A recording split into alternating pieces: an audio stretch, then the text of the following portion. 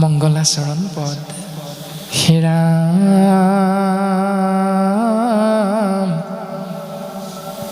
জয় জয় কৃষ্ণ যাৰ স্মৰণ মংগল জাগ যোগাদিৰো হৰি নাম মহাফল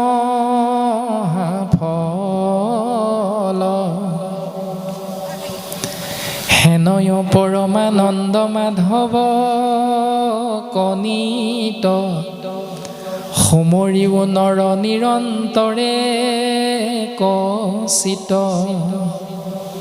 কৃষ্ণ কথায় অমৃতক পীয়ুষাৱধানে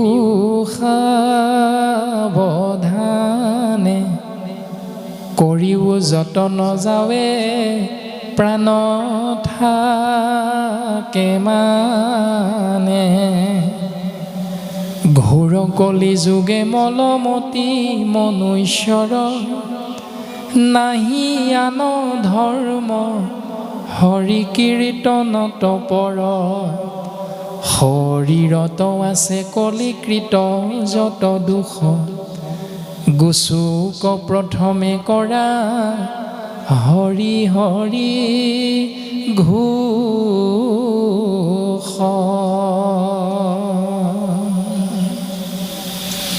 দ্বিতীয় স্কন্ধৰ মংগলাচৰণৰ পদবন্ধে গুৰুজনে আমাক উপদেশ দিছে যে হে হৰিধাৰী জীৱতত্ব অৰ্থাৎ মনুষ্য, তোমালোকে এই সংসাৰত নিজৰ মংগল বিচাৰোঁতে যাগ যজ্ঞ পূজা পাতল দান দক্ষিণা আদিকে ধৰি কৰ্মমাৰ্গ আৰু জ্ঞান মাৰ্গ বেদৰ যি মায়াময় পথ ইয়াক আশ্ৰয় কৰিছা, কিন্তু ইয়াৰ দ্বাৰাও তোমালোকৰ যি পুণ্য লাভ হৈছে সেই পুণ্য তোমালোকে অনায়াসে লাভ কৰিব পাৰিবা।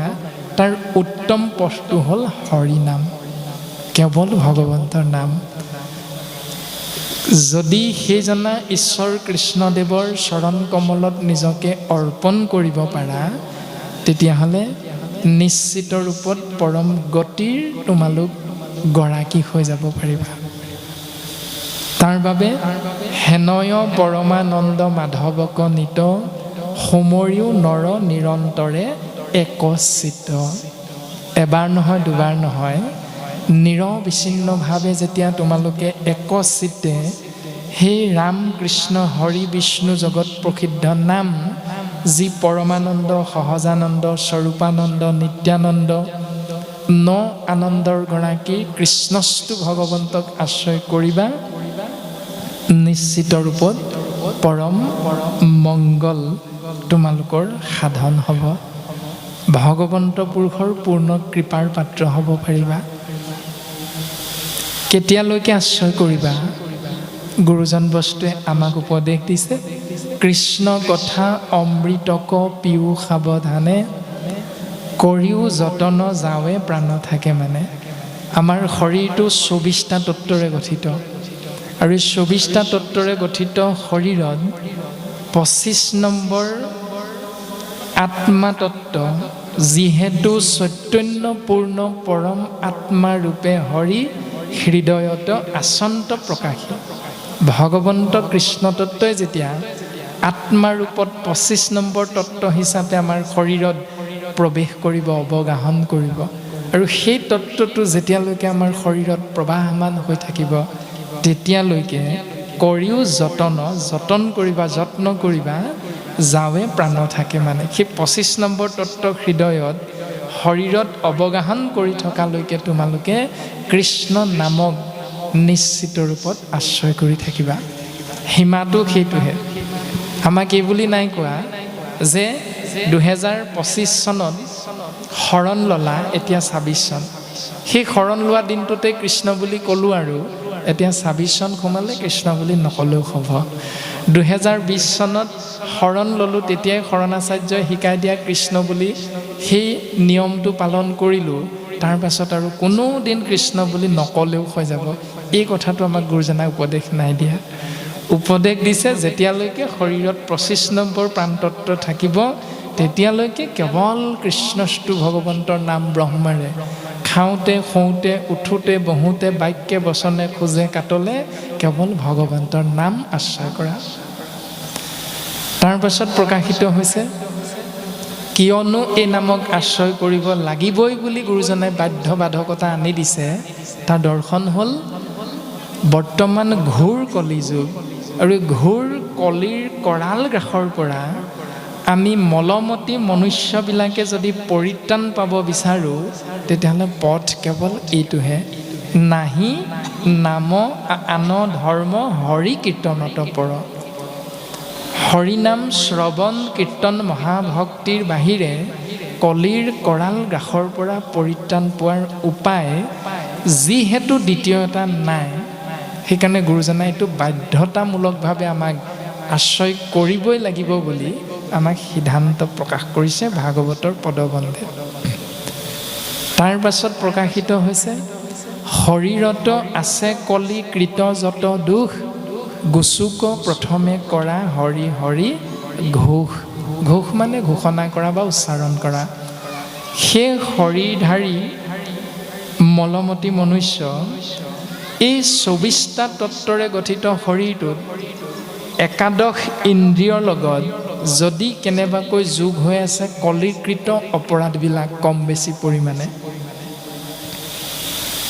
প্ৰথম স্কন্ধত সিদ্ধান্ত দিছে, অভিশপ্ত সসাগৰা পৃথিৱীৰ গৰাকী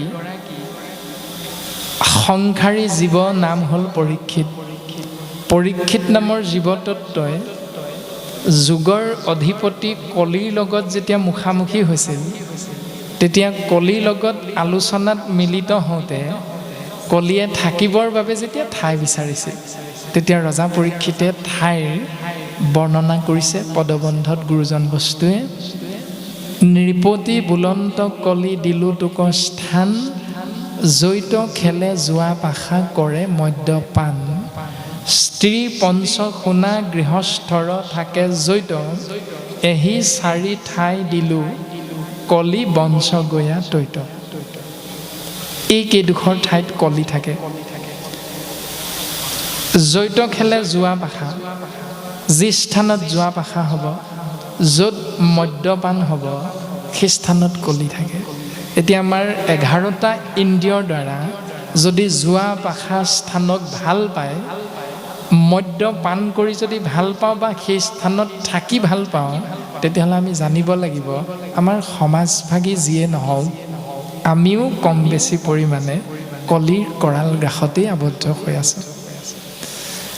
তাৰ পাছত প্ৰকাশিত হৈছে, স্ত্ৰী পঞ্চশুনা পাপ গৃহস্থৰ থাকে জৈত।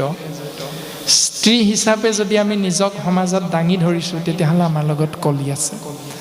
তৃতীয় স্কন্ধত ব্ৰহ্মাদেৱৰ আজ্ঞাত তেওঁৰে মানস পুত্ৰ কৰ্দম ঋষিয়ে যেতিয়া 10,000 বছৰ সৰস্বতী নদীৰ তীৰত তপস্যা কৰিছিল, তেতিয়া ভগৱন্ত পুৰুষ সন্তুষ্ট হৈ কৰ্দম ঋষিক উপদেশ দিছিল যে স্বয়ম্ভুৱ মনু আৰু তেওঁৰ ধৰ্মপত্নী শতৰূপাৰ গৰ্ভত আকুতি প্ৰসূতি আৰু দেৱহূতি নামে 3গৰাকী কন্যাৰ জন্ম হৈছে। তাৰ ভিতৰত দেৱহূতি নামৰ দুহিতাক তুমি ভাৰ্যা হিচাপে গ্ৰহণ কৰা, তেওঁৱে হ'ব তোমাৰ উপযুক্ত পত্নী। এই শব্দকেইটা ব্যৱহাৰ কৰিছে। দুহিতা মানে দুটা কুলৰ হিত সাধন কৰিব পৰা গুণেৰে বিভূষিত কন্যাগৰাকীক শাস্ত্ৰই দুহিতা বুলি প্ৰশংসা কৰিছে।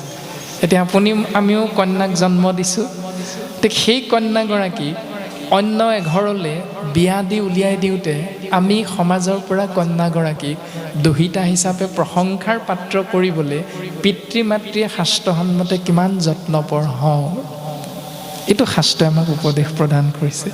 আৰু সেইগৰাকী কন্যা দুহিতা হোৱাৰ পাছত এজনৰ পত্নী হৈ যোৱাৰ লগে লগে আমি পত্নী হিচাপে নিজক গঢ় দিবলৈ কিমানগৰাকী আয়ে আমি চেষ্টা কৰিছোঁ। পত্নী শব্দৰ অৰ্থ হ'ল এখন গৃহ প্ৰত্যেকজন সদস্যই শাস্ত্ৰসন্মতে কৰিব লগা কৰ্মৰ বিপৰীত কৰ্মখিনি যদি আশ্ৰয় কৰি পতনৰ দিশেৰে গৈ থকা দেখিও যিগৰাকী আমি উদ্ধাৰৰ কোনো এটা ব্যৱস্থা আশ্ৰয় নকৰিম, তেতিয়ালৈকে আমি পত্নীৰ মৰ্যাদাটো লাভ কৰিব নোৱাৰিম। ভাৰ্যা মানে হ'ল পিতৃকুল আৰু মাতৃকুল সহিতে স্বামীকুলৰ সমস্ত ভাৰ বহন কৰিব পৰা গুণেৰে আমি বিভূষিত হ'বলৈ নিজক শাস্ত্ৰসন্মতে একাদশ ইন্দ্ৰিয়ক আমি ব্যৱহাৰ কৰিছোঁ নে নাই কৰা? যদি কৰিছোঁ তেতিয়াহ'লে আমি উপযুক্ত ভাৰ্যা হ'ব পাৰিছোঁ, আৰু যদি নাই কৰা তেতিয়াহ'লে নামতহে আমি দেখুৱাই ভাৰ্যা হিচাপে এই সংসাৰত নিজক বৰ্তাই ৰাখিছোঁ। গতিকে কলিকৃত অপৰাধবিলাকৰ পৰা আমি নিজক আঁতৰাই ৰাখিবৰ উপায়টো গুৰুজনাই প্ৰদান কৰিছে কেৱল কৃষ্ণস্তু ভগৱন্তৰ নাম আৰু সাধু সংগ। সেইকাৰণে আমি প্ৰত্যেকটো জ্ঞান যদি শাস্ত্ৰৰ পৰা সুন্দৰভাৱে ল'ব পাৰোঁ, প্ৰথম স্কন্ধত পদে কৈছে আপোনাৰ সৰ্বজানন্তা ভকতি বিহীন জ্ঞান কৰ্ম সবে ব্যৰ্থ, কহিলোঁ স্বৰূপে বেদান্তৰ তত্ত্ব অৰ্থ। যে ভক্তিবিহীন জ্ঞান কৰ্ম সকলো ব্যৰ্থ, এইটোৱে হ'ল বেদ বেদান্তৰ তত্ত্ব। গতিকে আমি জ্ঞানী মনুষ্য হিচাপে বেদ বেদান্তৰ তত্ত্ব ভক্তি মাৰ্গক যিমানে যিমানে আশ্ৰয় কৰিম সিমানে সিমানে নিজৰ লগতে সমস্তৰে মংগল সাধন হয়। আৰু তাকেই গুৰুজন বস্তুৱে প্ৰকাশ কৰিছে যে কৃষ্ণৰ চৰণে কৰি অশেষ প্ৰণতি, অচ্যুতৰ কিংকৰ শংকৰ নিগদতি। নিগদতি মানে কৈ থকা, কোনে কৈছে? শংকৰদেৱ গুৰুজনে। কিন্তু তেওঁ নিজকে কি বুলি দাঙি ধৰিছে? অচ্যুতৰ কিংকৰ, মানে ভগৱন্ত কৃষ্ণ তত্ত্বৰ অনন্ত কোটি নামৰ এক নাম হ'ল অচ্যুত। গতিকে ভগৱন্ত কৃষ্ণ তত্ত্বৰ এজন দাস হিচাপে শংকৰদেৱে নিজকে দাঙি ধৰিছে। আৰু আপুনি আমি সেইজনা শংকৰদেৱৰে প্ৰপন্ন শিষ্য হোৱাৰ পাছত আমি নিজকে কি বুলি চিনাকি দিওঁ? আমি নিজকে চিনাকি দিওঁ অন্য এক ধৰণে। গতিকে আমাৰ চিনাকিত যদি অহং ভাৱটো যোগ হৈ আছে তেতিয়াহ'লে আমি ভাগৱতৰ পদবন্ধে চিন্তা কৰিলে উত্তৰ পাম, যিজনক আমি জয় জগতগুৰু শ্ৰীমন্ত শংকৰদেৱ বুলি চিনাকি দিছোঁ সেইজনৰে প্ৰপন্ন শিষ্য বুলি আমি সমাজত নিজৰ চিনাকি দাঙি ধৰিছোঁ। আৰু সেইজনা গুৰুৱে নিজকে ঈশ্বৰৰ এজন নিষ্কিন সেৱক বুলি যেতিয়া চিনাকি দিছে, গতিকে আমিও এজন নিষ্কিন সেৱক হিচাপে নিজৰ পৰিচয় দাঙি ধৰিবলৈ সমাজত যদি চেষ্টা কৰোঁ তেতিয়াহ'লে সমস্ত জনাৰে মংগল সাধন হয়। এয়া উপদেশ মংগলাচন পদে আমাক প্ৰকাশ কৰিছে। তাৰ পাছতে ভাগৱত ধৰ্ম কথন। হেৰা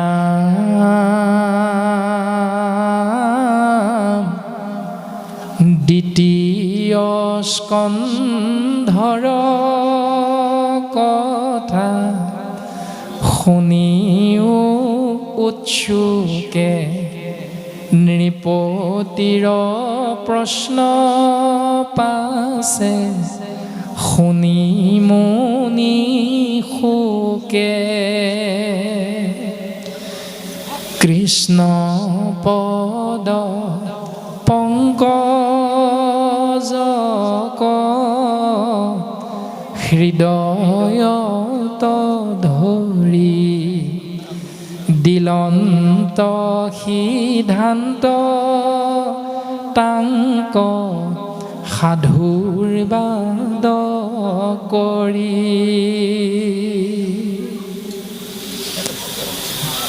দ্বিতীয় স্কন্ধৰ কথা শুনিও উৎসুকে,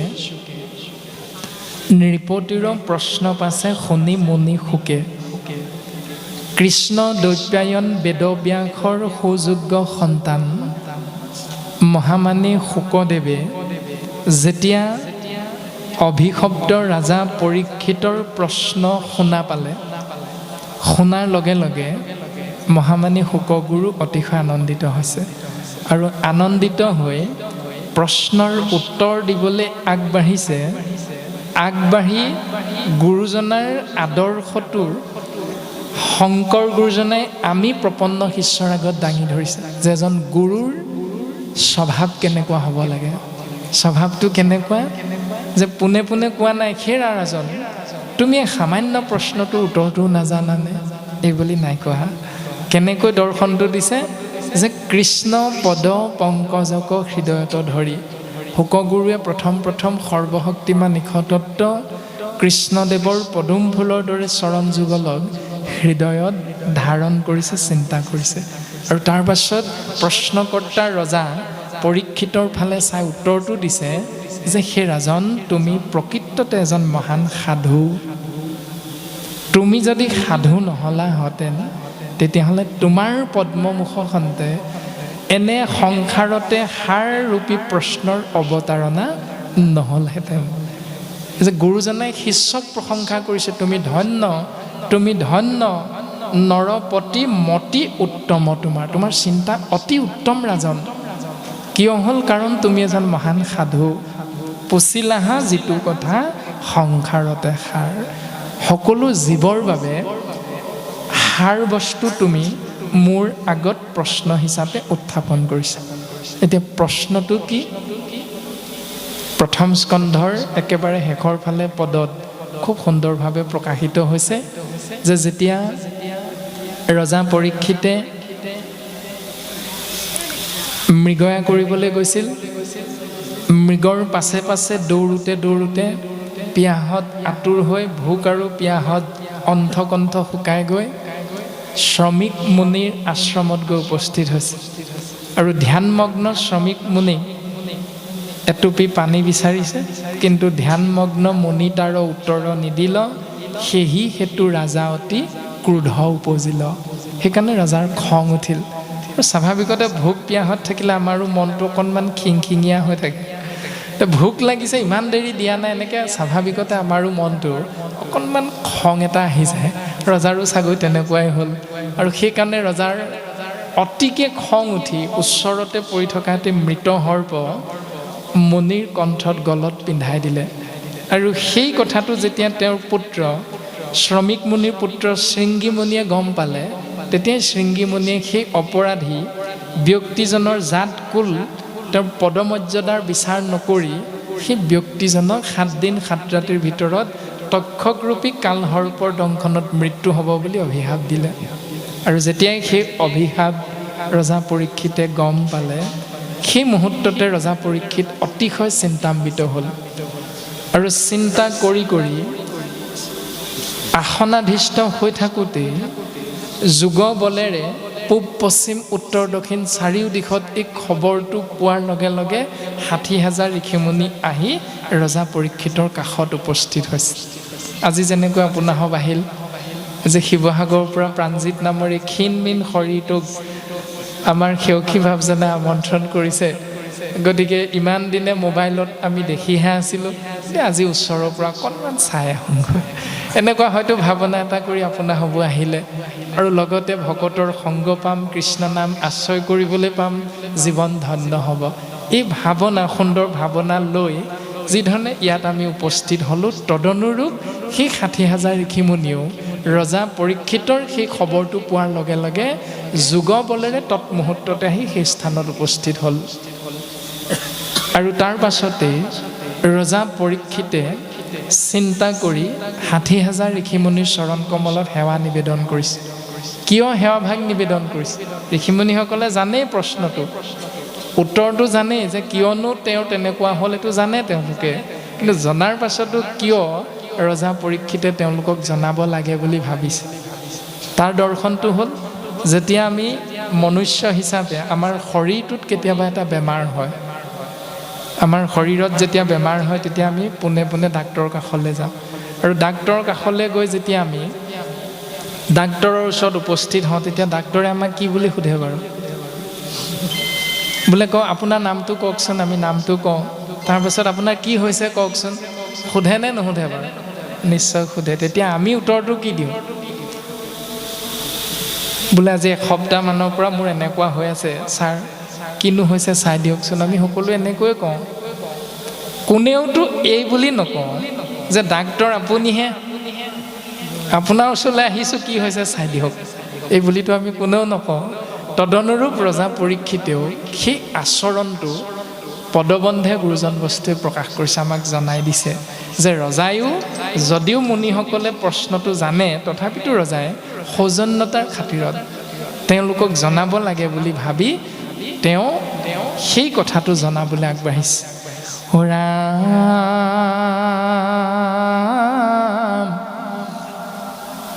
সাক্ষাতে তোমৰা মূৰ্তিমন্ত বেদগণ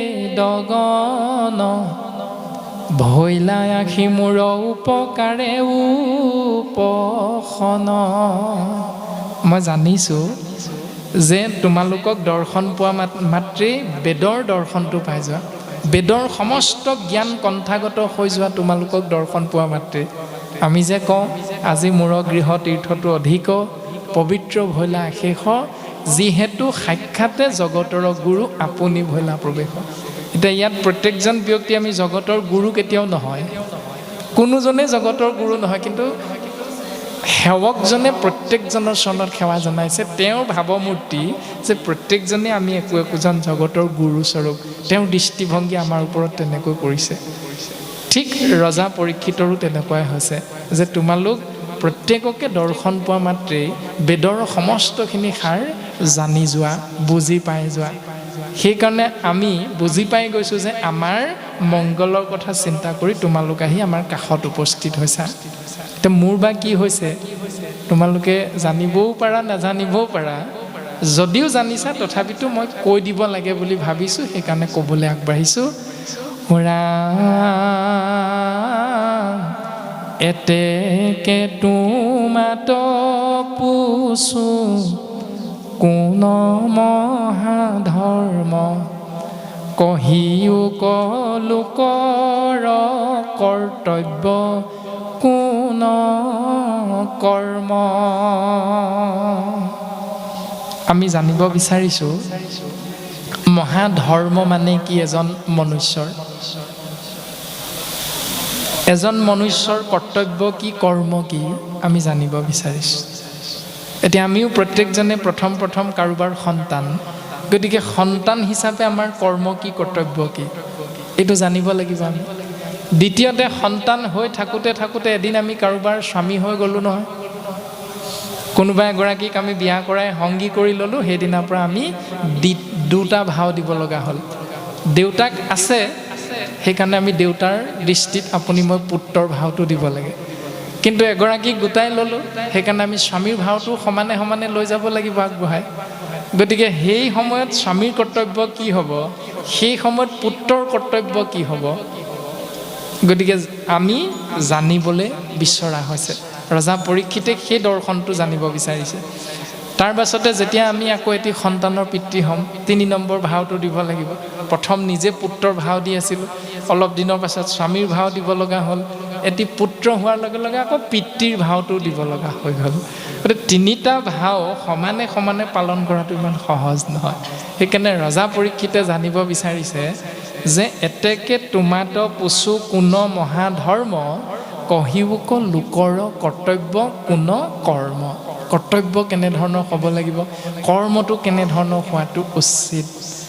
তাৰ পাছত প্ৰকাশিত হৈছে কেনমতে হুৱে সৰ্ব পাপত উদ্ধাৰ, কোন কৰ্মে পাৱৈ লোক সংসাৰৰ পাৰ। এই সংসাৰৰ পৰা কেনেকৈ পাৰ হ'ব পাৰিব, কৰ্মত যেতিয়া দুটা বস্তু যোগ হয় সেই দুটা হ'ল পাপ আৰু পুণ্য। গতিকে পুণ্য যোগ হ'লে স্বৰ্গলৈ যাব পাৰে, পাপ যোগ হ'লে নৰকলৈ যাব লাগে। অন্যহাতেদি ভক্তিক যদি আশ্ৰয় কৰা যায় তেতিয়াহ'লে পাপ পুণ্যৰ পৰা আমি ঊৰ্ধ্বত অৱস্থান কৰিব পাৰোঁ, যাৰ নাম হ'ল বৈকুণ্ঠ। তো কোনটোক আশ্ৰয় কৰিব লাগিব আমি জানিব বিচৰা হৈছে। বিশেষত কি কৰিবে ম্ৰিয়মান লোকে, বিমৰিষি কহিওক মুত ঋষি লোকে। এজন দুখী মনুষ্যই প্ৰকৃততে কি কৰ্ম, কি চিন্তাৰ মাজেৰে জীৱন আগবঢ়ালে তেওঁৰ জীৱনটো সফল জীৱন হৈ যাব। আমিও দুখী জীৱ, কাৰোবাৰ পিতৃ জন্ম দিয়া পিতৃ আমাক এৰি থৈ গুচি গৈছে, কাৰোবাৰ মাতৃ এৰি থৈ গুচি গৈছে, কোনো পিতৃ মাতৃ থাকোঁতেই দুৰ্ঘটনাগ্ৰস্ত হৈ সন্তানৰ মৃত্যু হৈছে, কাৰোবাৰ এটি সন্তান জন্ম হ'ল কিন্তু সি মুখেৰে ক'ব নোৱাৰে, বেঙা, কিন্তু কাৰোবাৰ 3জনী ছোৱালী, ল'ৰা এটি নাই। প্ৰত্যেকেই আমি ম্ৰিয়মান মনুষ্য একোজন। গতিকে আমি সেই ম্ৰিয়মান মনুষ্য হিচাপে সেই দুখৰ পৰা পৰিত্ৰাণ পাবলৈ আমি কাক চিন্তা কৰিম, কেনেকৈ জীৱনটো আগবঢ়াই নিব লাগিব। ৰজা পৰীক্ষিতে সেই ভাৱনাটো প্ৰশ্ন আকাৰে 60,000 বেদজ্ঞ ঋষিমুনিৰ চৰণত অৰ্পণ কৰিছে আৰু ঋষিমুনিসকলে উত্তৰ দিবলৈ আগবাঢ়িছে। ৰাম শুনি মুনি সবে বোলে যাৰ যেন মতি কেহু বোলৈ তপতে পৰম পাই গতি কেহু বোলৈ মহাসিদ্ধি সাধে যজ্ঞ দানে কেহু বোলৈ পৰম মুকুতি তীৰ্থ স্নানে। কোনো ঋষিমুনিয়ে কৈ দিলে যে ৰাজন তুমি তপস্যা কৰা তোমাৰ পৰম গতি হ'ব। কোনো ঋষিমুনিয়ে ক'লে হেৰা ৰাজন এই তেওঁলোকে যে ক'লে তপস্যা কৰিবলৈ এইটো বাৰু হয়, কিন্তু তুমি মনত ৰাখিবা তোমাৰ যদি মহাসিদ্ধিৰ প্ৰয়োজন তেতিয়াহ'লে তুমি যজ্ঞ কৰিব লাগিব আৰু দান দক্ষিণাও দিব লাগিব। আকৌ অন্য কেইজনমান ঋষিমুনিয়ে ক'লে এইসকলে যে ক'লে এইকেইটা কথাটো হয়, কিন্তু তুমি এইটো কথাও গুৰুত্ব দিবা তীৰ্থ স্নান কৰিলেহে জীৱৰ মুকুতি হ'ব। এনেধৰণে বিভিন্নজন ঋষিমুনিয়ে বিভিন্নটা উত্তৰ প্ৰদান কৰিলে যদিও ৰজা পৰীক্ষিতৰ হাতত যিহেতু সময় মাত্ৰ 7 দিন, সেইকাৰণে 7 দিনত তপস্যা কৰাটো সম্ভৱ নহয়, যজ্ঞ কৰা সম্ভৱ নহয়, দান দি শেষ কৰিব নোৱাৰে, তীৰ্থ ক্ষেত্ৰ ভ্ৰমণ কৰি তাত স্নান কৰি তেওঁ শেষ কৰিব নোৱাৰে, সময় কম। সেইকাৰণে ভাগৱতে আমাক জানিবলৈ দিছে এই ৰাম সবে সন্তে কহে আপোনাৰ নানামত হেন শুনি ষষ্ঠ নুহে ৰাজাৰ মনত। ৰজা পৰীক্ষিতৰ আগত প্ৰকাশ কৰা সেই বিভিন্নটা মত এটাও ৰজা পৰীক্ষিতে শুদ্ধ হিচাপে আশ্ৰয় কৰিব নোৱাৰিলে, গ্ৰহণ নকৰিলে।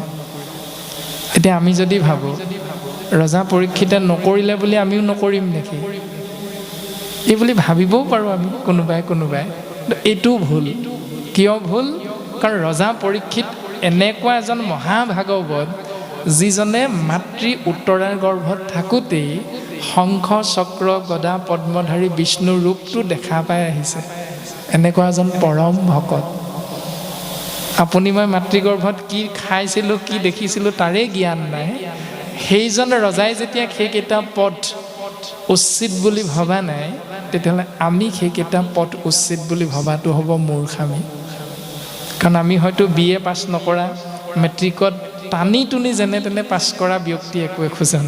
তো তেনে ক্ষেত্ৰত আমি সেইসকল বেদজ্ঞ ঋষিমুনি বা পৰীক্ষিতত গৈ কেতিয়াও আমি তেওঁলোকতকৈ জ্ঞানী হ'ব নোৱাৰোঁ। সেইকাৰণে সেই মহান জ্ঞানীসকলে তেওঁলোকৰ জীৱন পৰিক্ৰমাত যিবিলাক ভুল বুলি শাস্ত্ৰসন্মতে দৰ্শাই গৈছে গুৰুজনাই, সেই ভুলখিনিক আমিও আমাৰ জীৱনৰ পৰা এৰিবলৈ চেষ্টা কৰাটোৱে হ'ব জ্ঞানী মনুষ্যৰ কৰ্ম।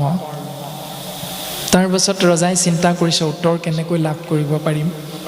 তৎমুহূৰ্ততে অৰ্থাৎ সেইখিনি সময়তে কৃষ্ণ দৈপায়ন বেদব্যাসৰ সুযোগ্য সন্তান শুকগুৰুৰ আগমন হৈছে। আৰু শুকগুৰুৰ আগমনত ৰজা পৰীক্ষিত অতিশয় ধন্য হৈছে। আৰু ধন্য হৈ তেৰাই ঋষিমুনিসকলৰ আগত অৱগত কৰা সেই প্ৰশ্নভাগী শুকগুৰুৰ চৰণ কমলতো আগবঢ়াই দিছে। ভাগৱতৰ পদবন্ধে প্ৰকাশ কৰিছে হেৰা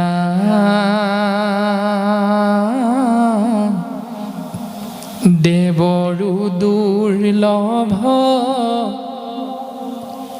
তজু দৰ্শন অন্তকালে পাইলো আমি আন সেইটো নাই কৃষ্ণৰে হে কৃপা কিনো ভৃত্য প্ৰিয় স্বামী তোমাৰ চৰণে মৰণ সময়ে পশু প্ৰভু সাম্প্ৰত ম্ৰিয়মানৰে সদায়ে কি কৰ্ম কৰিবে তুলোকত। একেভাগী প্ৰশ্নকে, কিন্তু শুকগুৰুক পোৱাৰ লগে লগে ৰজা পৰীক্ষিতৰ ভাৱমূৰ্তি অলপ বেলেগ হৈছে। ভাৱমূৰ্তিটোক পদে প্ৰকাশ কৰিলে দেৱতায়ো যাক বিচাৰিলে পাব নোৱাৰে সহজতে, দেৱৰো দুৰ্লভ। তজু দৰ্শন তোমাৰ দৰ্শন পালোঁ, গৃহতে থাকিয়া দেখিলোঁ তজু চৰণ। এই যে অন্তকালে অৰ্থাৎ শেষ মুহূৰ্ততো দেৱতাই দৰ্শন নোপোৱা, সেই শুকদেৱ তোমাৰ দৰ্শন চৰণৰ ধূলা আমি গৃহত থাকিয়ে পালোঁ। ইয়াৰ মূল কৃপা হ'ল, আন হেতু নাই, হেতু মানে কাৰণ। ইয়াৰ কাৰণ বেলেগ একো নহয়, ঈশ্বৰ কৃষ্ণদেৱৰ কৃপা আমি মূঢ়মতীৰ শিৰত বৰ্ষণ হৈছে। সেইকাৰণে ধন্যবাদটো কৃষ্ণৰ চৰণত অৰ্পণ কৰিছোঁ। এতিয়া আমাৰ আচৰণটো কেনেকুৱা হয় এইখিনিত আমি চিন্তা কৰিব লাগিব। যে আমাৰ গৃহত যেতিয়া এটি সন্তানৰ, কালিলৈৰ পৰা নিশ্চয় মেট্ৰিক পৰীক্ষা আৰম্ভ হ'ব, পৰহিলৈৰ পৰা হায়াৰ ছেকেণ্ডেৰী পৰীক্ষা আৰম্ভ হ'ব। গতিকে আমাৰো যদি কোনো এটি সন্তানে মেট্ৰিক দিছে বা হায়াৰ ছেকেণ্ডেৰী পৰীক্ষা দিব, তেতিয়াহ'লে আমি পিতৃ মাতৃয়ে কি কৰোঁ, স্বাভাৱিকতে সন্তানটোৰ মংগলৰ কথা চিন্তা কৰি গুৰুদেৱ নাম ভকতৰ আশ্ৰয় কৰোঁ। ভাগৱত একাধ্যায়, কীৰ্তন একাধ্যায় পাঠ কৰোঁ, পায়স এমুঠি উলিয়াওঁ বা বুট মগু কেইটামান উলিয়াই নামঘৰত শৰাই ভাগ আগবঢ়াওঁ, বা গৃহৰ মধ্যে ৫-১০জনমান ভকতক আমন্ত্ৰণ কৰি আদি পাঠ একাধ্যায় কৰোৱাই সন্তানক সেৱা ভাগ কৰোৱাই অ হৰি অ ৰাম ধ্বনিৰে আমি কৃপা লাভৰ ইচ্ছা কৰোঁ। এইটো আমাৰ অসমীয়া সমাজ ব্যৱস্থাত এটা সুন্দৰ দৰ্শন, এয়া শাস্ত্ৰসন্মত। কিন্তু ভুলটো কেতিয়া কৰোঁ, ইমান সুন্দৰভাৱে ভাগৱতৰ দৰ্শনটো আশ্ৰয় কৰি জীৱনটো আগবঢ়াই লৈ গৈ থাকোঁ, আৰু সন্তানটোৱে ঈশ্বৰৰ কৃপা লাভ কৰে যে দেৱতো তীৰ্থটো কৰি ভকতেহে বৰ, ভকতক ভজিলে গোচয় কৰ্মজৰ।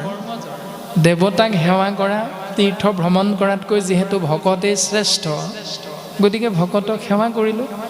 আৰু ভকতসকলে যেবে কৰোঁ আশীৰ্বাদ, তেবেহে মিলয় সিটো কৃষ্ণৰ প্ৰসাদ। ভকতে যেতিয়া অ হৰি অ ৰাম বুলি কৈ দিলে, সন্তানে ঈশ্বৰৰ কৃপা লাভ কৰিলে, ভগৱন্তৰ তথাস্তুত সন্তানৰ কৃপা মিলিল, আৰু ডিষ্টিংশ্যন, লেটাৰ মাৰ্ক আদি সুন্দৰভাৱে সন্তানটোৱে সুখ্যাতিৰে উত্তীৰ্ণ হৈ ঘৰখনলৈ, সমাজখনলৈ, গাঁওখনলৈ, অঞ্চলটোলৈ গৌৰৱ কঢ়িয়াই আনিলে। সকলোৱে জানো এইখিনি কথা। কিন্তু ৰজা পৰীক্ষিতে কি কৰিলে, আন হেতু নাই, ইয়াৰ কাৰণটো বেলেগ একো নহয়, কৃষ্ণৰ একে কৃপা। ভগৱন্তৰ কৃপাৰ বাবেহে তোমাৰ দৰে এজন মহান পুৰুষৰ দৰ্শন গৃহত থাকি আমি লাভ কৰিলোঁ। এতিয়া আমি ধন্যবাদটো কাক দিওঁ, কৃতকাৰ্যতাৰ সেই নিৰ্দিষ্ট দিনটোত আপুনি মই ধন্যবাদটো দিওঁ কাক, ৰাতি খানা এটা হয় আমাৰ গৃহত, হয়নে বাৰু? খানাটো কেইটামান ব্ৰইলাৰক আমি ধন্যবাদটো দি দিওঁ। আমাৰ আটাইতকৈ ভুল নিয়মটো এইটোৱে, বিচাৰিলোঁ কৃপাটো ঈশ্বৰৰ পৰা আৰু ধন্যবাদটো দিলোঁ ব্ৰইলাৰ কেইটাক। আমি পিতৃ মাতৃ হিচাপে কোনেও নামঘৰত গৈ সেৱা ভাগ নকৰোঁ সেই দিনটোত, প্ৰভু তোমাৰ কৃপা ধন্য হৈ সন্তানে সুখ্যাতিৰে উত্তীৰ্ণ হ'ল, প্ৰভু এনেকৈ ভৱিষ্যত জীৱনতো প্ৰত্যেক মুহূৰ্ততে তুমি সন্তানটোক কৃপা বৰ্ষণ কৰিবা। কোনোবা পিতৃ মাতৃ আছোনে সেই দিনটোত ঈশ্বৰক চিন্তা কৰা? নাই কোনো। সন্তানটোৱে যেতিয়া ইণ্টাৰভিউ দি চাকৰিটো পাব, সেইদিনাও কেইটামান ব্ৰইলাৰ মৃত্যু হয়। এইটোৱে হ'ল ভাগৱতৰ বিপৰীত নিয়মটো।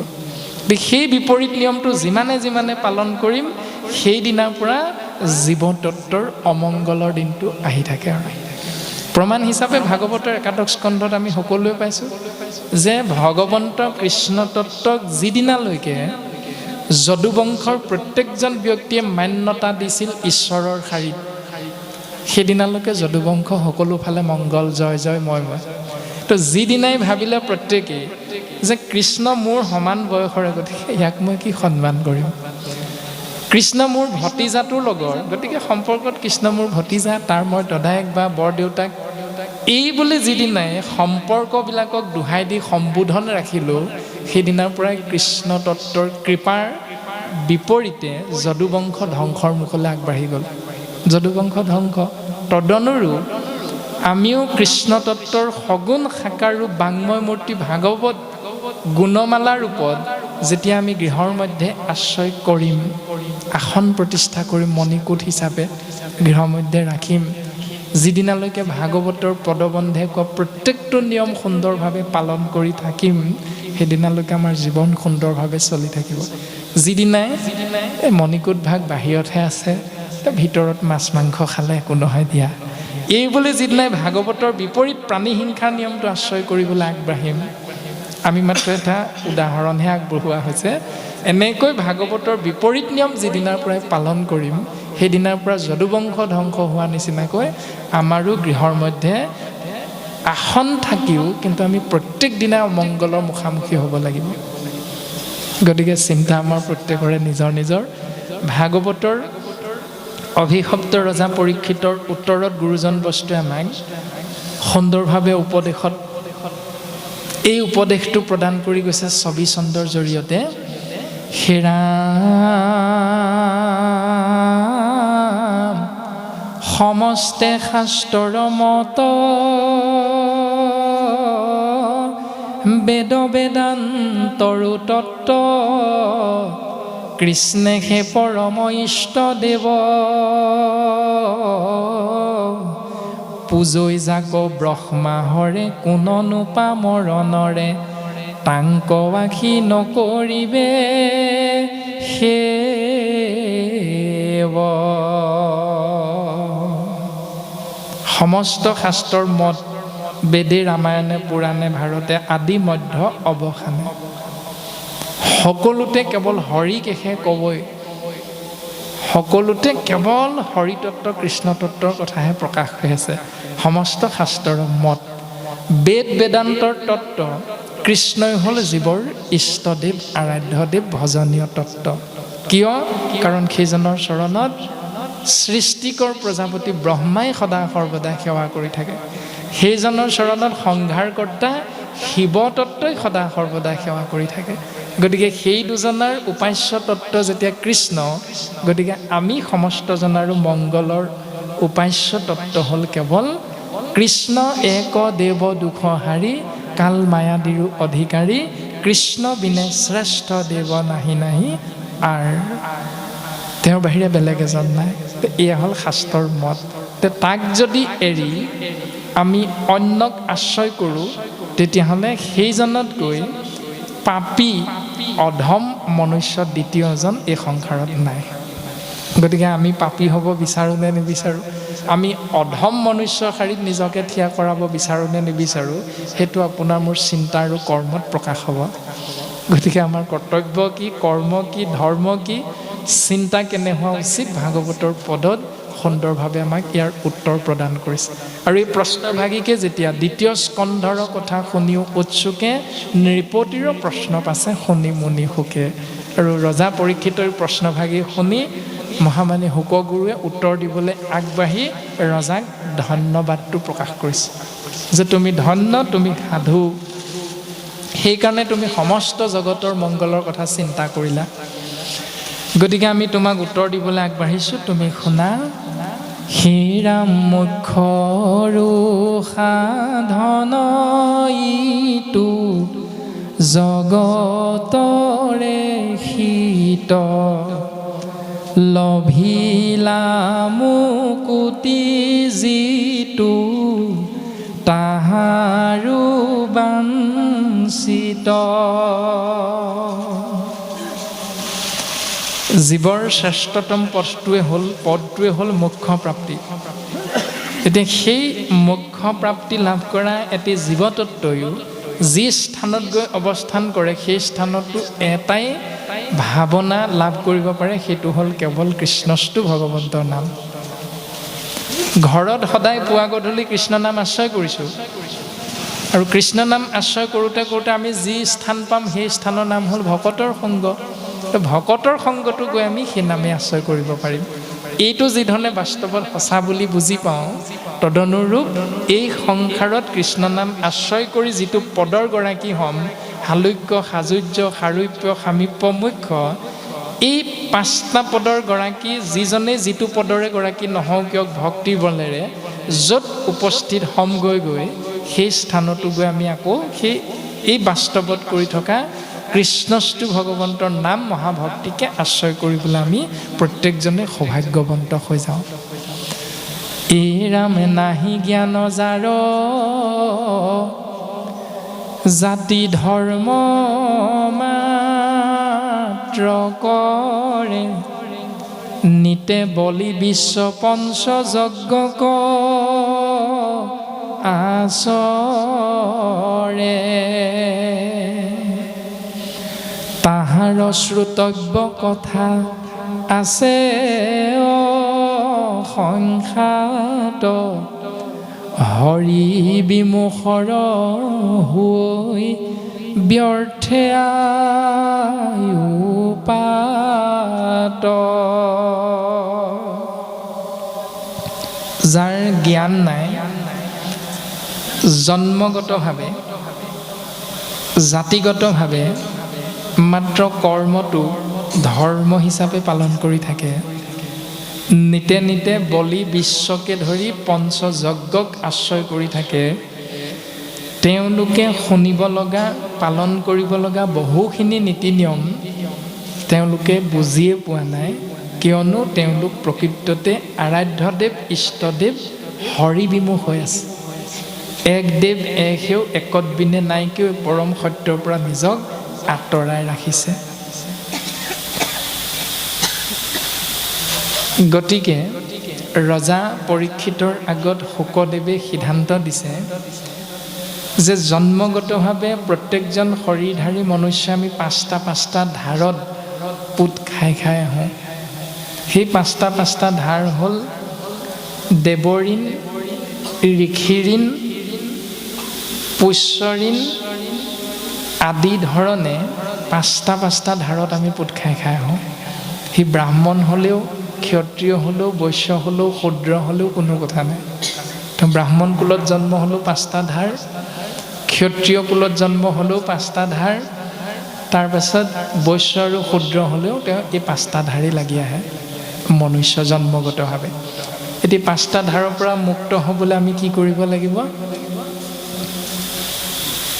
হোমে দেৱঋণ খোজে, তৰ্পণে ঋষিৰ, বলিদানে ভূত শ্ৰাদ্ধ আদি পিতৃৰ, সমভাৱে সুহৃদ জনৰ খোজে ঋণ, এহি ভাৱে ঋণী সদা ভকতি বিহীন।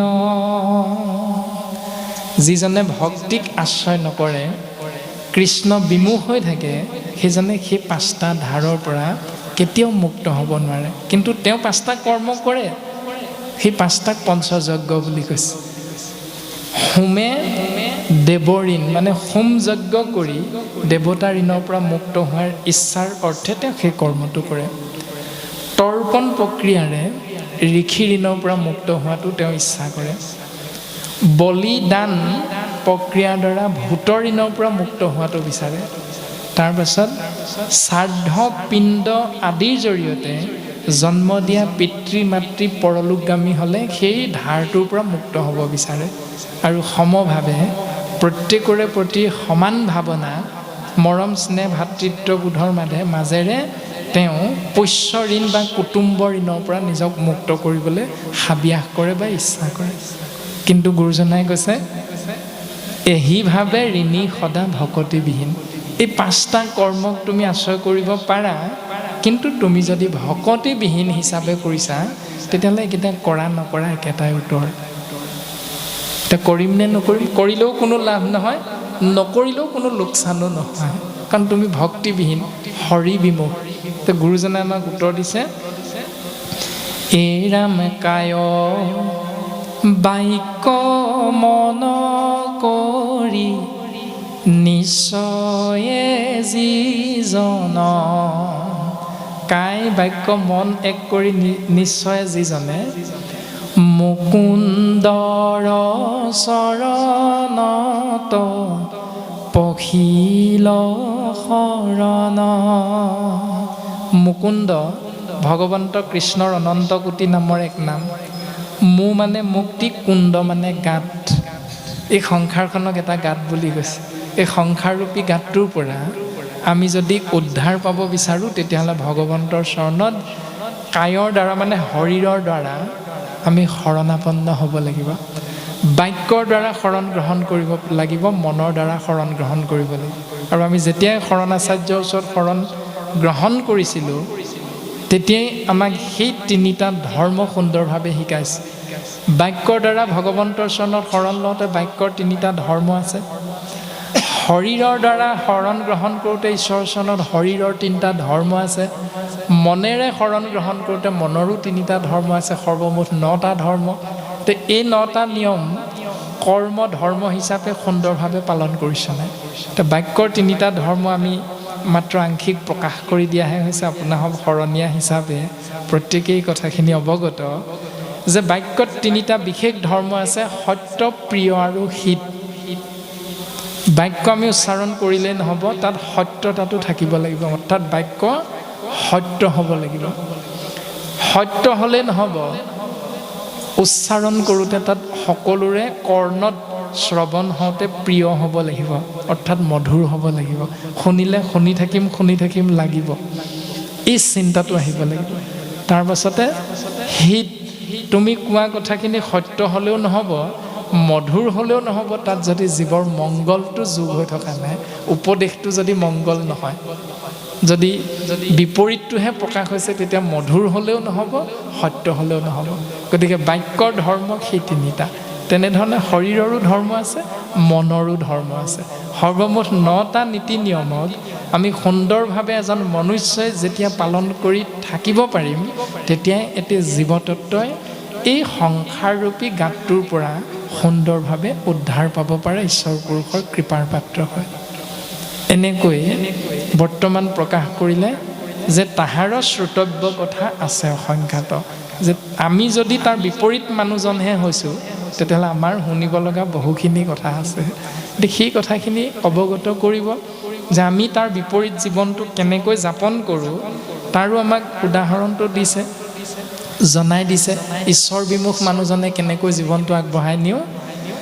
সেইৰামে দিন ভৰিলে ধন কুটুম্বৰ চিন্তা কৰৈ, নিদ্ৰা স্ত্ৰী আলাপনে ৰাত্ৰি আয়ু হৰৈ।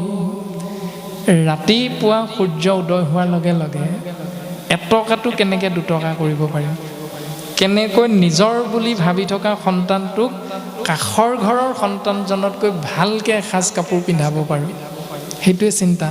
এই চিন্তাটোত কোনটো শব্দ যোগ হয়? মোৰ ল'ৰা, মোৰ পত্নী, মোৰ পিতৃ, মোৰ মাতৃ, মোৰ মাটি, মোৰ বাৰী, মোৰ গাড়ী, মোৰ ধন, মোৰ সম্পত্তি। মোৰ শব্দটো যোগ হৈ যায় ৰাতিপুৱা সাৰ পোৱাৰ লগে লগে। আৰু সেই মোৰ শব্দটো যোগ হৈ আমি কেনেকৈ ধন ঘটিব পাৰোঁ, ইষ্ট মিত্ৰ কুটুম্বক আমি ৰক্ষা কৰিব পাৰিম, এই চিন্তাটোত দুবেলা দুসাঁজ ভালকৈ খুৱাব পাৰিম। আৰু যেতিয়া ৰাতি হয় তেতিয়া কি কৰোঁ? নিদ্ৰা স্ত্ৰী আলাপনে ৰাত্ৰি আয়ু হৰৈ। ৰাতিটো পঠিয়াই দিওঁ পত্নীগৰাকীৰ লগত কামনা বাসনা চৰিতাৰ্থ পূৰণ কৰি পালে পালে সন্তান জন্ম দিয়াত কাম ভাৱনা উদ্ৰেক চৰিতাৰ্থ পূৰণ কৰিব লাগে। এইটো এজন হৰিবিমুখ ব্যক্তিৰ কৰ্তব্য আৰু কৰ্ম। সেইকাৰণে তেওঁ নৰকৰ পথটোত ভৰি দিয়ে। আৰু সেই বিষয়টোৰ নামেই হ'ল অমিছা বিষয়ক মাত্ৰ কৰৈ অভিলাষ, সিহেতু নেদেখৈ নৰে আপোন বিনাশ। সেইকাৰণে আমি মনুষ্যই নিজৰ বিনাশটো নেদেখোঁ। তাৰমানে ডিপুলৈ গৈ গাড়ীখনত যেতিয়া তেল ভৰাবলৈ যাম সেই তেলৰ ডিপুটোত যেতিয়া পেট্ৰল চালিত ইঞ্জিনৰ গাড়ীখন নি থিয় কৰাম, দেখিলোঁ ডিজেলৰ দামটো কম আছে, কিন্তু গাড়ীখন যিখন গাড়ী লৈ গৈছোঁ সেইখনটো ইঞ্জিনটো পেট্ৰল চালিত। তাত ডিজেল ভৰাম নে নভৰাম? পেট্ৰলতকৈ ডিজেলৰ দাম কম, তথাপিতো আমি গাড়ীখনত পেট্ৰলেই ভৰাম যদিও ডিজেলৰ দামটো কম। কিয়? কাৰণ ডিজেল ভৰাই দিলে গাড়ীখন সোনকালে বেয়া হৈ যাব। কাৰণ আমি লাখ টকা দি গাড়ীখন লৈছোঁ নহয়, গাড়ীখনৰ প্ৰতি মোহটো আছে। অন্য হাতেদি শৰীৰটো আমি কোটি কোটি জন্মৰ পুণ্যৰ ফলতহে মনুষ্য জন্মটো পাইছোঁ, কিন্তু সেই মনুষ্য শৰীৰটো মানে শৰীৰৰূপী গাড়ীখনত কিন্তু যিখিনি খাদ্য আমি ভৰাই দিওঁ শক্তিৰ বাবে, সেই খাদ্যখিনি কিন্তু কোনোদিন বাছ বিচাৰ নহয়। সেইটোৱে হ'ল আমাৰ অকৰ্মণ্যতা, সেইটোৱে হ'ল আমাৰ অজ্ঞানতাটো। গতিকে আমি শাস্ত্ৰসন্মতে কেনেকুৱা আহাৰ গ্ৰহণ কৰিব লাগে, কেনেধৰণে গ্ৰহণ কৰিব লাগে, যাক শাস্ত্ৰই ভাগৱত ধৰ্ম বুলি সিদ্ধান্ত দিছে, আমাক জানিবলৈ দিছে।